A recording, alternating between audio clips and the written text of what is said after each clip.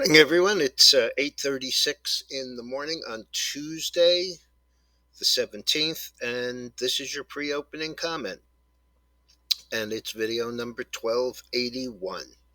Okay, so have a lot of economic news today, but most of it doesn't come until after the market opens. So we'll just go with retail sales, which were up 0.9% versus expectations of up 1%. Um, X autos and gas, it was up 1%. What you have to remember about retail sales is that it's not adjusted for inflation. So if you have inflation of 1% and retail sales are up 1%, you're no better off. Okay, in a little while we have industrial production and capacity utilization and inventories between 9 and 10. All right, Walmart with a miss, a surprise miss. The stock is 137.80. That's down 10.41 or 7%. Um, you know, I I don't believe that the consumer is in as great a shape as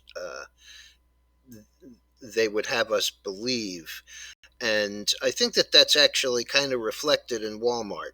Um, I think that that is, well, they're the biggest grocer in the world, and they're the one of the biggest discounters. So, if they're missing, there's a problem with that group. Home Depot went the other way. They beat on earnings. Stock is 305. That's up 9 or 3%.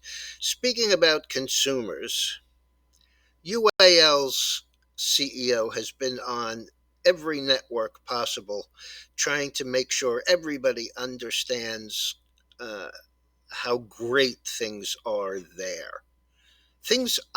I just outright don't believe it. I think that this guy is, full of it.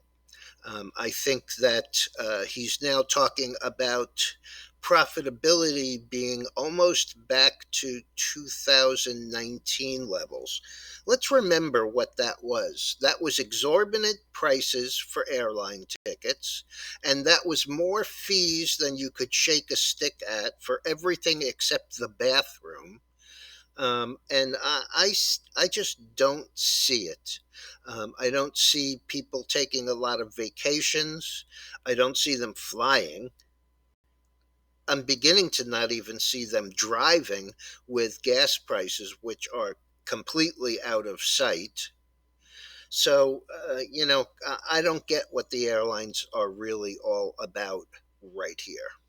Okay, one of our holdings, Paramount Global, added to Berkshire Hathaway's buy list. They bought stock, filed a 13F this morning, and in Paramount and Citi. Paramount is up 10.8% at 30.90, up 288, and Citi is 50, up 254 or 5%. And um, Twitter down another 84 cents or 2.3%. It looks like Mr. Musk is trying to find a way to either walk away or pay less for it. Um, his big complaint is the bots that aren't really people and users. And frankly, that's been an issue for me both in Twitter and in Facebook, or Meta if you want. People having two, three, five different accounts definitely skews the users substantially higher than they deserve to be.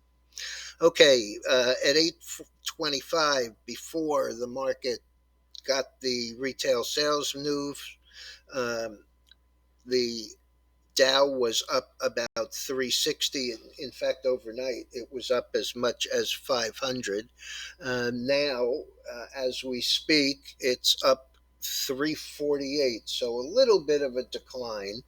The S&Ps were up 58. They're now up 53. And the NASDAQ was up 230. It's now up 201. So a little bit of decline there. In talking to Dennis over the weekend and in the last day or so, we've been discussing the metals. And I want to remind everyone that there are some real advantages of futures trading. I mean, it's not for everybody. It should be, um, because it's not the same old futures trading as it used to be, with the market now open 23 hours a day, 5 days a week. But we were looking at the gold, and we were looking for a bottom. I was surprised when Dennis told me that it looked like, and this was last week, that it looked like we could touch 1800. We were up at 1860, and we had already come down from 1910. But he was right again, and we came right down to support here.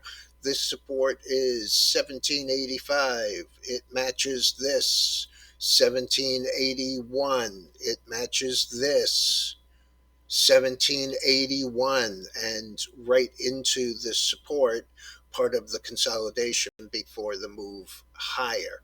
Now, the gold is has a higher high and a higher low. I have a feeling that this pricing yesterday was a settlement price, not a real trade. I think it was a little bit closer to 1816 or so. But we're up another $13, and this is 0.75%. I still like the silver better.